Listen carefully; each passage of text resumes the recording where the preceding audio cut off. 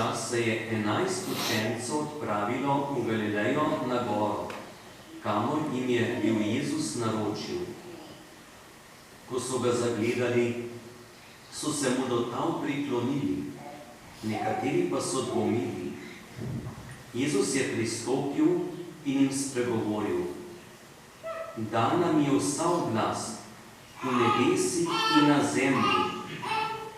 Pojdite torej in poučujte vse narode, krščujte jih v imenu Očeta in Sina in Svetega Duha. In učite jih izpolnjevati vse, karkoli sem vam zapovedal. In glejte, jaz sem z vami vse dni do konca sveta. To je Kristusov evangelij. Hvala tebi, Kristus.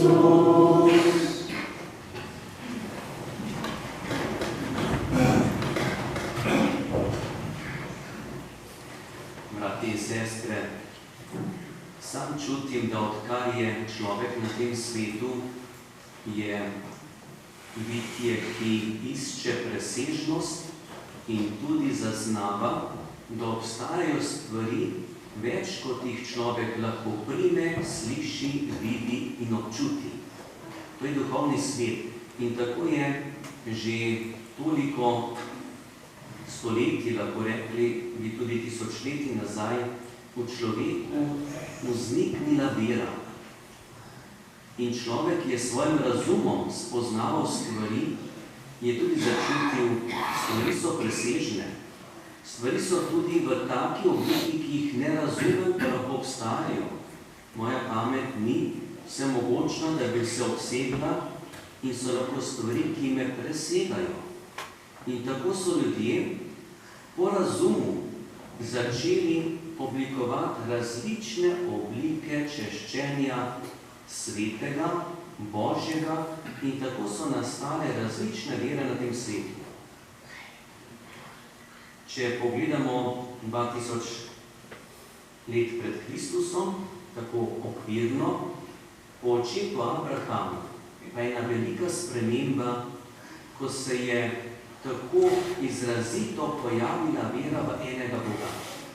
Oče Abraham, začetek judovstva, ampak tukaj se ni stvar končala.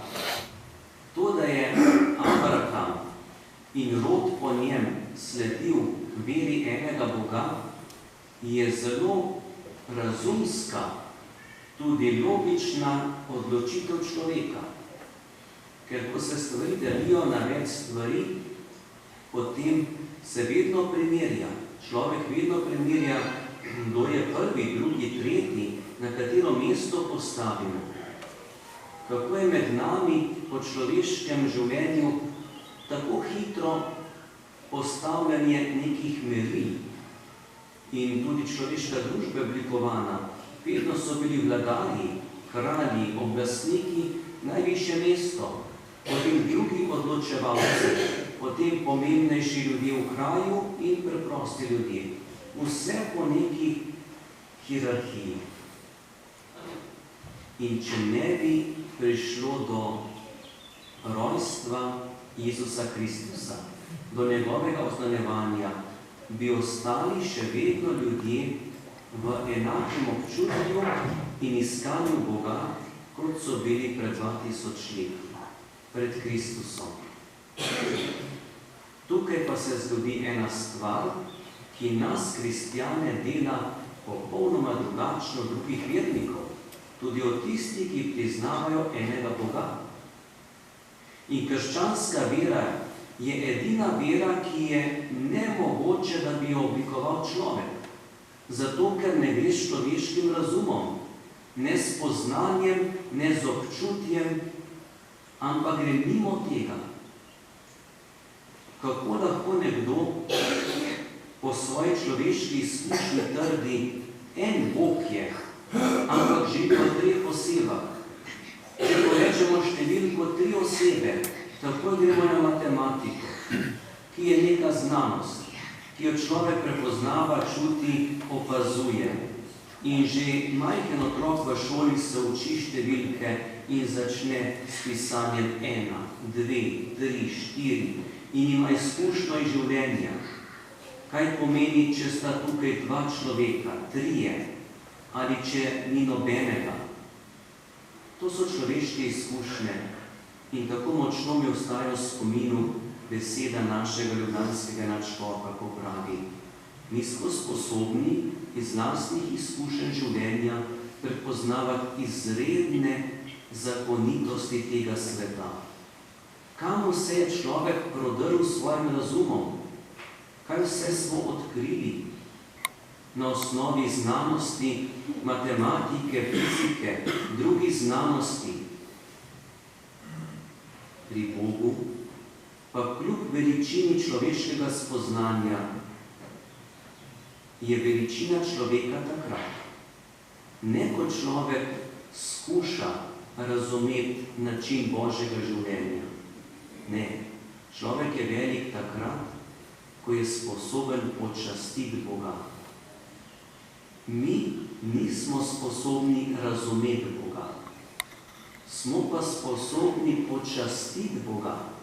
In takrat, ko je človek sposoben počastiti Boga in odpreti svoje srce v tem zrenju, v tem čutenju, kako je Bog, ki presega mojo pamet. In to češčenje človeka dela velikega. Včasih razmišljam, današnji človek, sodoben človek pravimo, moderen človek, ali je sposoben te veličine. Kam smo prišli, na kakšen korak življenjske poti smo stopili? Ali smo sposobni častiti, zreti? Naši predniki so v veliki meri bili tega sposobni. Kako bogata je Božja beseda prvega berila, ko ponazarja, kako se Bog razodeva v ognju, kako blizu je človeku. In ljudje so se kar bali, ker so čutili svojo majhnost. Kaj pa današnji sodobni človek, ki je tehnološko v najbolj razvitem obdobju trenutnega človeškega obstoja? A je današnji človek sposoben češčenja? Pred več leti sem obiskal, seveda kot turist, Etiopijo. Prvi del je bil severni del nad glavnim mestom, drugi del potovanja je bil južni del, slabše razvit, slabše ceste. Naš turistični vodič verjetno bi predvideval, da je krščen, da bi tako verjetno živel kot kristjan, morda ne. Ampak ko smo obiskovali te preproste naselbine v južnem delu Etiopije, smo opazovali cerkve prvih kristjanov, zgrajene iz lesa, ometane z blatom. In ko se je blato posušilo, so začeli ti prvi kristjani na te več stoletij stare cerkve slikati poslikave svetega pisma. In vsaka cerkev je imela podobo Svete Trojice. Ko se je streha zaključevala na vrhu cerkve, tako preproste cerkvice iz blata zgrajene, je bila na vrhu strehe podoba, simbol Svete Trojice. In naš vodič nam je vedno to govoril, poglejte, na vrhu je simbol Svete Trojice. Stopimo v cerkev, poglejte, tukaj je upodobljena Sveta Trojica. Stalno je bila ta beseda, upodobljena je Sveta Trojica v cerkvah v Etiopiji, od prvega krščanstva naprej. Tudi tista delitev, veste, ki se je zgodila v Evropi okrog leta 1000, vzhodna, zahodna cerkev, to v Etiopijo ni prišlo. Potem, mogoče več stoletij kasneje, so etiopski kristjani slišali, o čem se prepirajo napredni kristjani v Evropi. Tukaj v Etiopiji so pa kristjani čutili, mi smo spoznali vero v Boga. In to takega Boga, ki nas tako presega, da je en Bog in živi v 3 osebah. To, ko rečemo 3 osebe v enem Bogu, ne govorimo o matematiki. To je čisto pri strani. To ne govorimo o številkah. Govorimo o načinu življenja, o odnosu, ki ga ima Bog kot bitje, ki vse presega. In ti kristjani so hoteli to poudariti. Nismo več tisti ljudje, ki z razumom oblikujemo vero, ki jo prepoznavamo po lastni izkušnji. Mi smo postali taki verniki, ki nam je razodeto tisto, kar človeška pamet ne more odkriti. In glavna stvar, ki nas loči od vseh drugih vernikov in nas poročila, je vera v Sveto Trojico. Človek lahko to sprejme samo v ponižnosti, takrat, ko je sposoben počastiti Boga in častiti Božje življenje. Češčenje Boga pa je zmožno človeku zato, ker imamo tudi mi v sebi pečat troedinosti, troedinega Boga. Brez želje Boga ne bi niti živeli. In že življenje človeka je zaznamovano Sveto Trojico. To polno življenje bomo prepoznali ali zaživeli šele po prestopu v večnost. Zdaj pa nam ostaja to, kar je v Božji besedi, še posebej po razodetju Jezusa Kristusa, ker ni to človeška iznajdba, ker je ne more biti, ampak je to razodetje Boga v taki obliki in v taki širokosti, kot je človek zdaj lahko sprejme.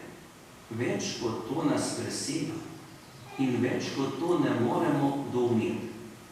In veličina človeka je takrat, ko Boga počasti. V veliki hvaležnosti za razodetje, ki mi je primerno, in v veliki hvaležnosti, da je položena v nas vera, s katero lahko častimo Boga. Zato vas tudi povabim, da bi v izpovedi vere, ki jo bomo sedaj zmolili, sledili in čutili, kako izpovedujemo vero v Boga stvarnika, v Jezusa, Boga odrešenika in v Svetega Duha, ki nas posvečuje, ki nas nosi v tem življenju, da bi ga v popolnosti zaživeli v Bogu.